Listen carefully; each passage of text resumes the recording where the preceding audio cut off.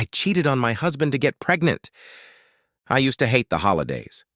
I didn't hate them before, but for the past 3 years, they've been hell on me.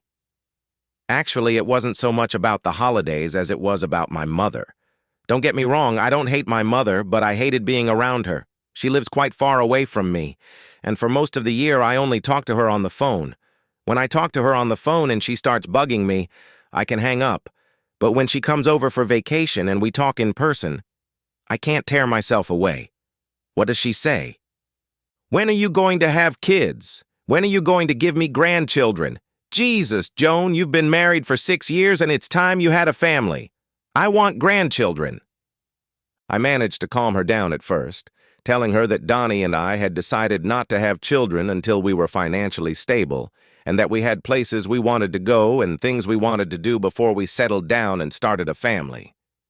It was already our 3rd wedding anniversary when she started pestering me.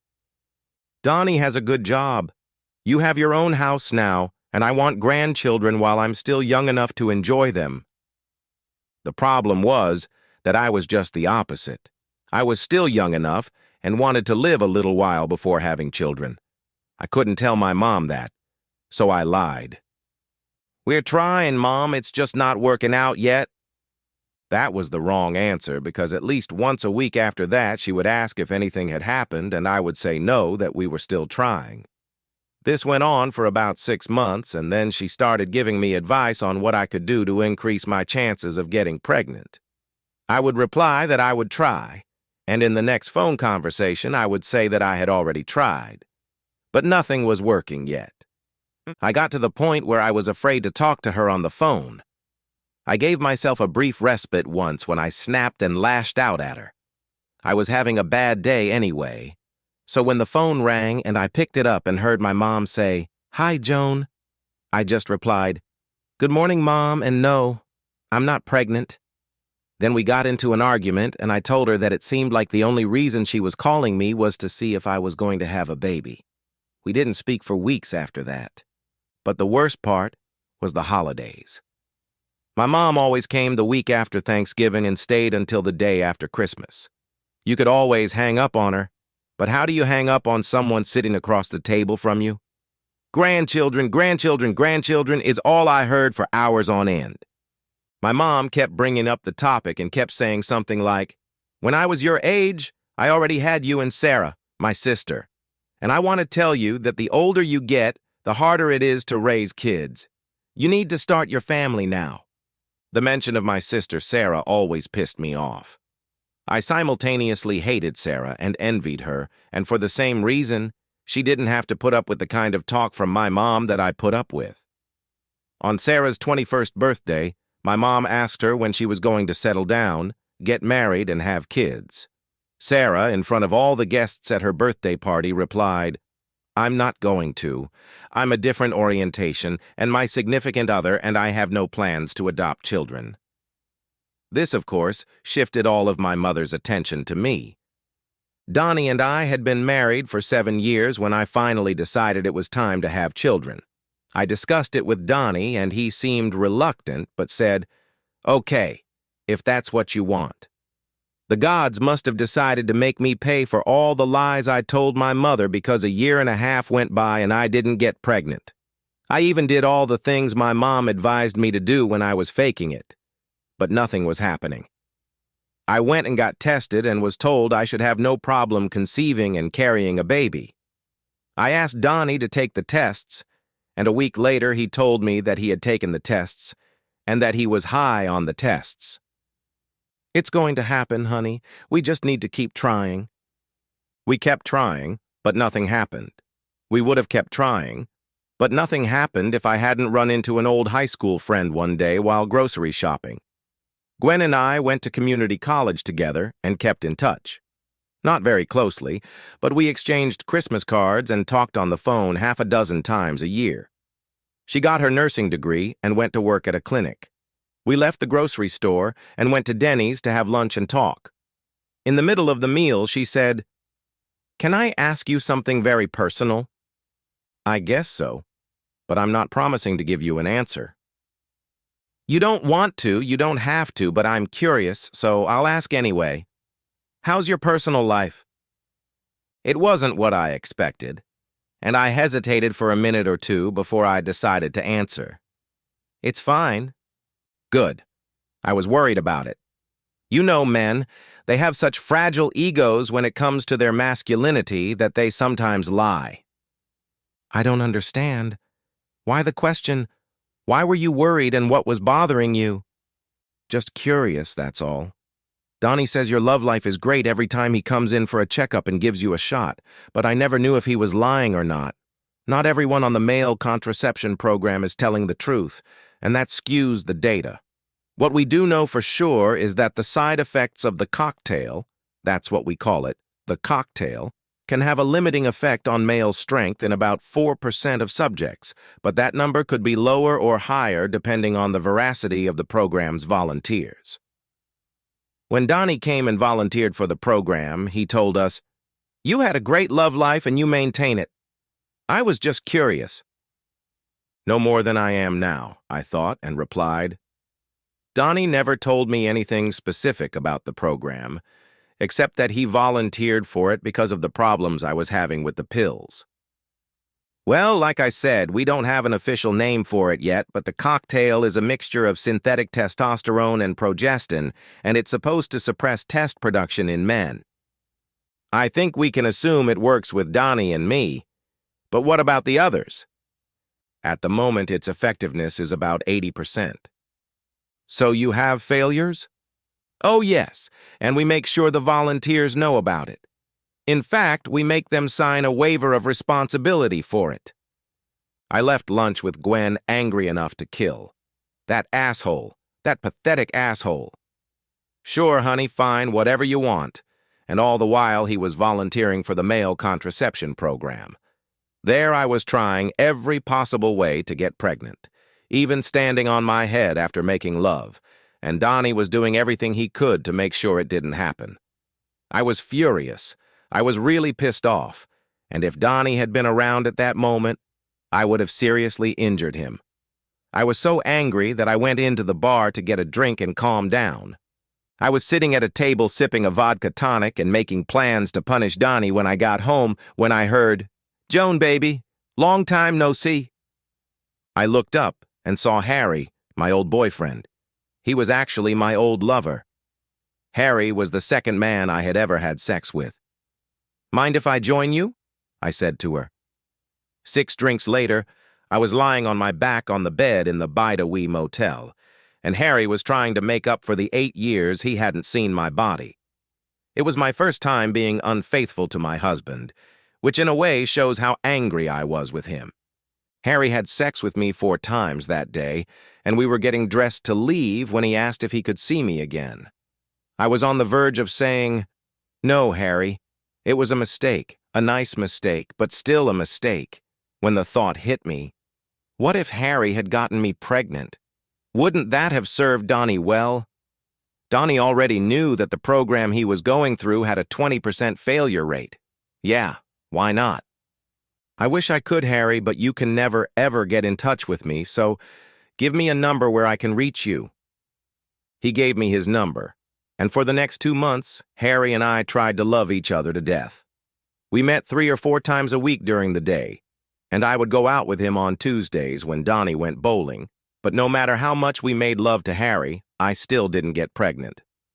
By then, I was determined to have a baby, and since Donnie and Harry weren't producing babies, I started looking for other old boyfriends or old lovers.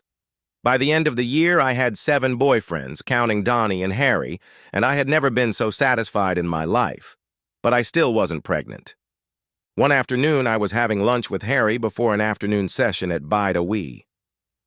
"I played cards with a bunch of guys last night." "Oh? Did you win or lose?" "Depends on which way you look at it." "That's a weird answer." "Yeah, well, you know how guys are. They like to brag about their conquests." "Yeah, so?" "Well, first, John bragged about how he was having sex with you, and then Art got into the conversation and said he was doing the same thing with you, which made Mark laugh, and we asked him what he thought was so funny. He said, 'I wonder how she does it. I want to do it too. She must spend most of the day on her back. We all get sloppy seconds from each other and don't even realize it. I didn't mention that we were doing it. So is that true? You're doing all of us? Fine. I was caught, so I admitted it was true. Harry then wanted to know why. Did something turn you into insatiable? No, I'm just trying to get pregnant. That's what husbands are for. Maybe some, but not mine. And I told him the whole story. You're not worried about slipping him someone else's baby? What I'm trying to do is get Harry to give me a baby. I'm going to stay home and raise it. I want a baby, and Donnie is lying to me saying he's trying his hardest to get me pregnant. In the end, he'll never know. Besides, it could be his child after all. The program he's in has a 20% failure rate.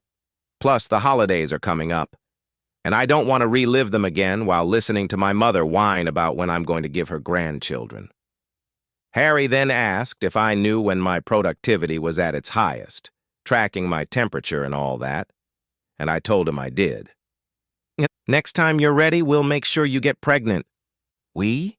Trust me, honey, you won't be disappointed. A week later, on Monday, I called Harry and told him that according to the charts, Wednesday would be my peak time this month. Meet me tomorrow at noon at Bida Wee and plan to be there as long as possible before you have to go home to Donnie's. That night at dinner, I told Donnie that he wasn't going bowling Tuesday night. You'll spend Tuesday, Wednesday, and Thursday nights in bed with me and we'll do our thing. But honey, we're in contention for first place, and I've got to be there.